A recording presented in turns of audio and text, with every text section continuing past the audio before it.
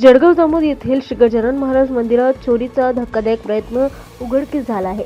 सुमारे 3,50,000 रुपये किमतीचे चांदीचे छत्र चोरण्याचा प्रयत्न करणाऱ्या एका युवाला ग्रामस्थांनी सतर्कता दाखवत रंगे हात पकडल्याची घटना घडली आहे. या घटनेमुळे संपूर्ण परिसरात खळबळ उडाली आहे. मिळालेल्या माहितीनुसार पिंपळगाव काळे येथील श्री गजानन महाराज मंदिरात दर्शनासाठी भाविकांची नेहमीच मोठी गर्दी असते. मंदिरात प्रतिष्ठापित असलेल्या चांदीच्या छत्रावर एका युवकाने डोळा ठेवून चोरण्याचा प्रयत्न केल्याचा आरोप आहे.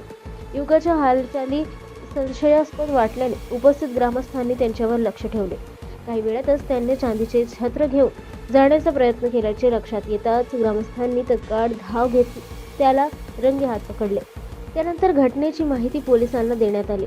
माहिती मिळताच पोलीस घटनास्थळी दाखल झाले आणि संबंधित युवकाला ताब्यात घेऊन पुढील चौकशी सुरू केली.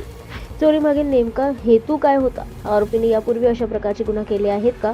तसेच या प्रकरणात आणखी कोणी सहभागी आहे का? त्याचा तपास पोलीस करत आहे.